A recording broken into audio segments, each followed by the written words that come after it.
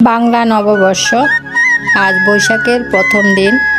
প্রতি বছর এই দিনটিতে আমি সবজি রান্না করি। ইলিশ মাছের চেয়েও এই সবজিটা আমার বেশি ভালো লাগে।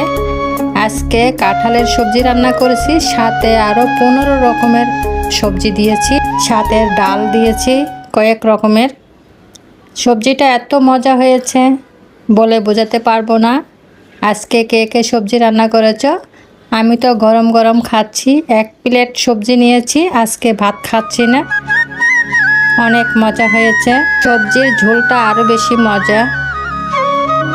বড় একটা ফ্রাই প্যানে আমি সবজি রান্না করেছি। আমার আশেপাশে সবাইকে সবজি দিব, কারণ কষ্টের কারণে অনেকে রান্না করতে চায় না। কাঁঠালের সবজি যেহেতু রান্নাই করব, তাই বেশি করে করেছি।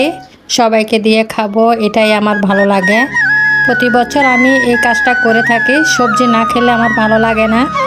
আজকেও সেম সবজি রান্না করেছি। বৈশাখ আমি পালন করি না, কিন্তু বছর বৈশাখ মাসে এই সবজিটা ভালো লাগে, অন্য কোনো সময় আর ভালো লাগে না। শুভ নববর্ষ সবাইকে।